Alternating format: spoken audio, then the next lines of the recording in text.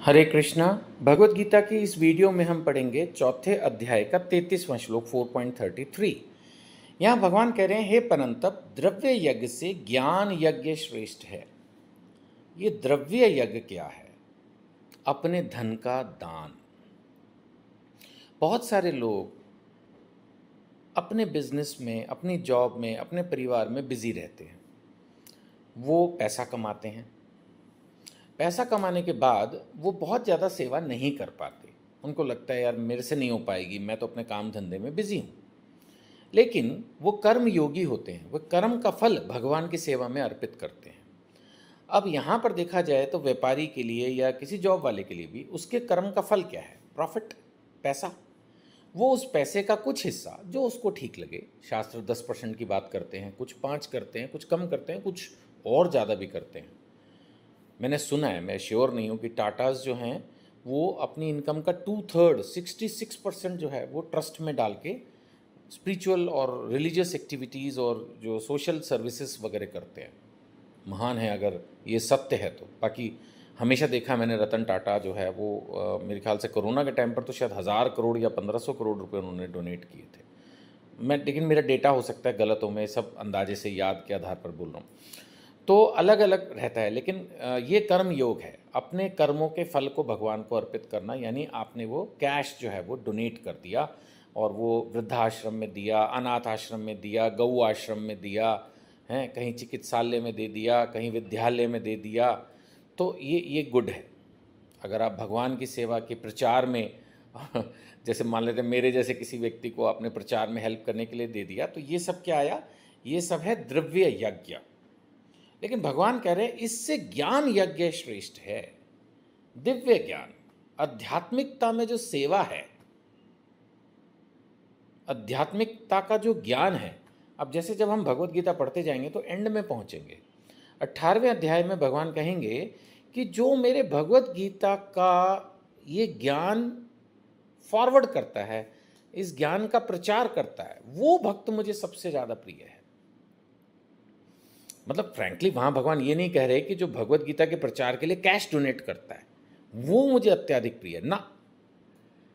उसको भगवान ने कहा है गुड है, बट जो स्वयं प्रचार कर रहा है, अपने हाथ से कर रहा है। एक बार एक मेरे मित्र ने भी प्रश्न किया कि भाई सैनिक हमसे कैसे बेहतर है? मैं इतना बड़ा बिजनेसमैन हूँ, एक महीने में 25 लाख रुपए जीएसटी भरता हूँ, तो मैं अपनी कंट्री को 25 लाख रुपए कंट्रीब्यूट कर रहा हूँ, तो सैनिक मुझसे बेटर क्यों? मैं कोई बात चल रही थी, मैंने कहा सैनिक जो है देश की सेवा करते, कहता मैं भी कर रहा हूँ, मैं 25 लाख रुपए जीएसटी भर रहा हूँ।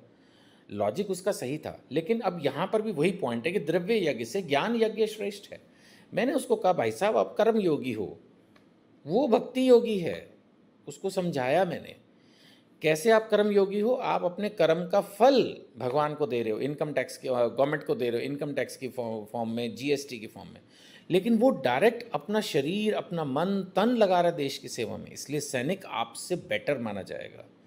इसी तरह से जो लोग भक्ति में अपना धन दान में देते हैं वो बेहतर लोग हैं, साधारण लोगों से वो गुड हैं।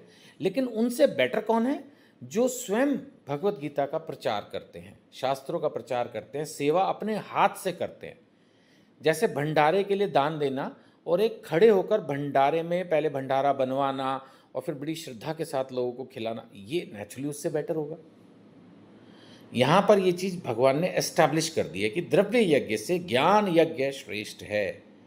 ज्ञान के थ्रू जो, यानी ये समझ लो आध्यात्मिक दृष्टि से जो आप कार्य कर रहे हैं वो डोनेशन से बेटर है, बट डोनेशन भी गुड है। हे पार्थ, अंत तो गत्वा, सारे कर्म यज्ञों का अवसान दिव्य ज्ञान में होते हैं।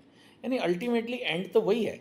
अच्छा होगा क्या कि जो व्यक्ति दान करेगा, अब ये अंत तो गत्वा जो यहाँ पर शब्द आया, इसका मतलब क्या है कि जो आदमी दान करेगा, है ना, भगवत गीता के प्रचार के लिए दान करेगा, गौ माता के लिए दान करेगा, विधवा आश्रम, अनाथ आश्रम, विद्यालय, चिकित्सालय, कहीं पर भी दान करे, अल्टीमेटली उसको खुद भी सेवा करने की इच्छा मन में जागृत होगी।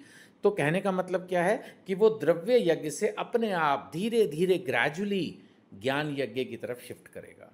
उसके मन में खुद ही अभिलाषा आएगी कि क्यों ना किसी दिन समय निकाल कर मैं खुद जो है डायरेक्टली अपने शरीर से, देखो ये शरीर जो है हमसे पाप भी करवा सकता है, पुण्य भी करा सकता है, भक्ति भी करा सकता है। है ना। तो अगर आप किसी व्यक्ति को फ्री में कोचिंग दे रहे हैं, फ्री में पढ़ा रहे हैं, तो ये पुण्य है। लेकिन अगर आप भक्ति वाला लेक्चर कर रहे हैं तो ये भक्ति है। मतलब अगर अध्यात्म पर आप लेक्चर कर रहे हैं तो ये भक्ति है, और अगर आप भौतिक ज्ञान किसी को मुफ्त में दे रहे हैं, उसको हेल्प कर रहे हैं, तो ये पुण्य है।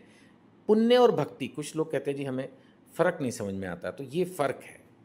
वही यहाँ पर जो बात हो रही है द्रव्य यज्ञ और ज्ञान यज्ञ, ये उसी की बात चल रही है।